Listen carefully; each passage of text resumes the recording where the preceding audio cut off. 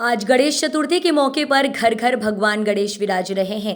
आराधना के इस खास त्योहार पर जहां एक और धूमधाम चमक धमक के बीच बड़ी बड़ी गणेश प्रतिमाओं को बड़े बड़े पंडालों गली मोहल्लों के साथ सोसाइटियों में सजाया जा रहा है, तो वहीं दूसरी ओर ग्वालियर शहर की क्लास 3 में पढ़ने वाली एक नन्ही सी 8 साल की बेटी ऐसी गणेश प्रतिमाएं बना रही है जो समाज को बड़ा संदेश दे रही है। देखिए ये खास रिपोर्ट। गणेश चतुर्थी का ये त्यौहार शुरू हो चुका है और ग्वालियर में 8 साल की एक छोटी सी बेटी भूमिजा है जो महज 3rd क्लास की छात्रा है, लेकिन जो हुनर इस बेटी के हाथ में है उसे देखकर बड़े बड़े भी दांतों तले उंगली चबा लेते हैं। 8 साल की भूमिजा ने साधारण मिट्टी से 108 गणेश प्रतिमाएं बनाई हैं जो बेहद ही छोटी और आकर्षित हैं।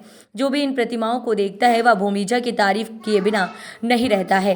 गणेश चतुर्थी के मौके पर भगवान गणेश में गहरी आस्था दर्शाती हुई ये प्रतिमाएं इतनी छोटी हैं कि एक अंगूठे पर भी आसानी से आ जाती हैं और इन्हें किसी भी गमले, एक कटोरी या एक छोटी सी चम्मच भर पानी में भी विसर्जित किया जा सकता है। ऐसे में जहां शहर में पानी की कमी है, वहीं छोटी सी बच्ची का ये प्रयोग काफ़ी सराहनीय है।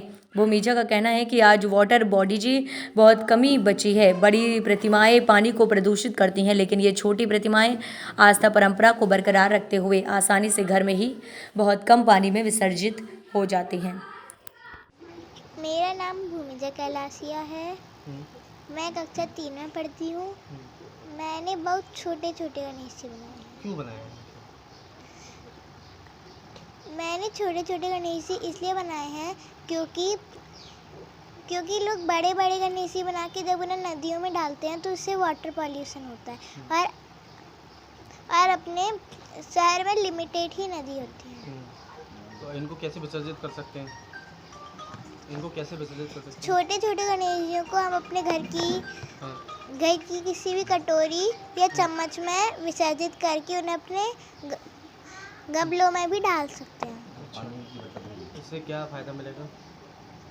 इससे हमारा पानी की बचत होगी। ठीक है। कितने साइज के बनाए? कैसे साइज है इनका?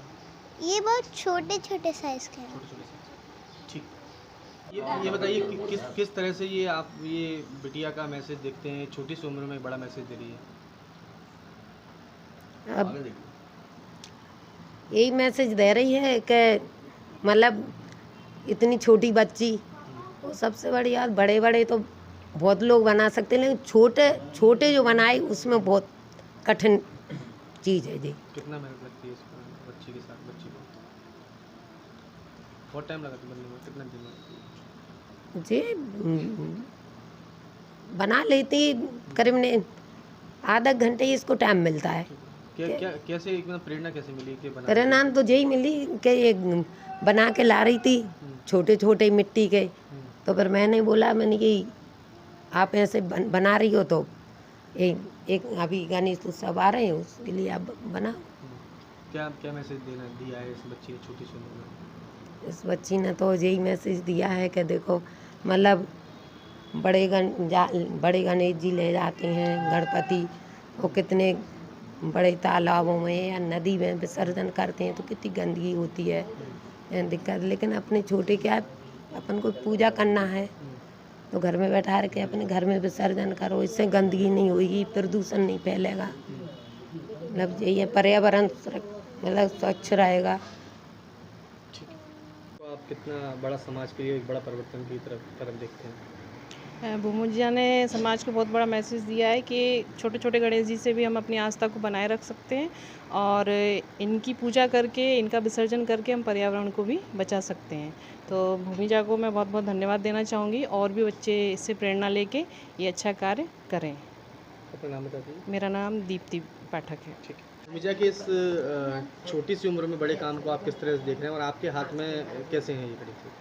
ये गणेश जी मेरे हाथ में ये तिरंगा के रंग में रंगे हुए हैं और ये आज़ादी के अमृत महोत्सव में एक ऐसा ये प्रतीक हैं जो हमारे आज़ादी के लिए जिन तमाम राष्ट्रीय शहीद हुए जो लोग तमाम, उनके एक जो पर्व है आज़ादी का, तो वो इनकी खुशी के रूप में हम इसे मना रहे हैं। तो समाज में इन्होंने भी एक बड़ा योगदान दिया हाँ, है। और समाज में इनका बहुत बड़ा योगदान है, उसके रूप में इसे हम देखते हैं। तो भूमिजा के इस काम से क्या मैसेज? भूमिजा के इस काम से मैसेज देना चाहेंगे कि राष्ट्रीयता के साथ में एक पर्यावरण हितैषी बहुत बड़ा कार्य है, और इससे न केवल छोटे बच्चों को बल्कि समाज के सभी उम्र के लोगों को इससे प्रेरणा लेनी चाहिए, और इस राष्ट्रीयता में पर्यावरण के सफलता के योगदान में सभी को एक अपनी तरफ से आहुति देना चाहिए। क्या लगता है बड़े गणपति लेने में और छोटे में कितना अंतर है? बड़े गणपति लेने में एक अनावश्यक आपका सबसे पहले तो एक आर्थिक आपका ऊपर भार तो पड़ता ही है, उसके बाद एक बड़ी जगह चाहिए, और फिर लगातार कुछ लोग 4-5 दिन तक अनावश्यक रूप से कोलाहल भी करते हैं। उसमें वो जो धार्मिक भाव है वो कहीं ना कहीं छद्म हो जाता है। विसर्जन के लेकर उसके बहुत सारी परेशानियां देखने में आती हैं। पहले तो एक आवागमन और तमाम ट्रैफिक, उसके बाद फिर जो जल स्रोत है उनका विसर्जन किया जाता है। कई बार तमाम घटनाएं भी देखने में आ रही हैं विगत कुछ वर्षों में, और साथ में वो जलीय जीव जंतुओं के लिए तो बहुत बड़ा खतरा है ही, और उसमें तमाम प्रकार के केमिकल्स वगैरह भी यूज होते हैं।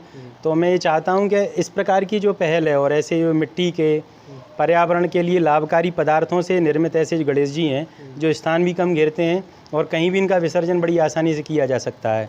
तो ये पहल बहुत बड़ी पहल है, और मैं इसके लिए बहुत बहुत धन्यवाद देना चाहता हूँ भूमिजा को। अपना नाम बता दीजिए। मेरा नाम दीपक पाठक है।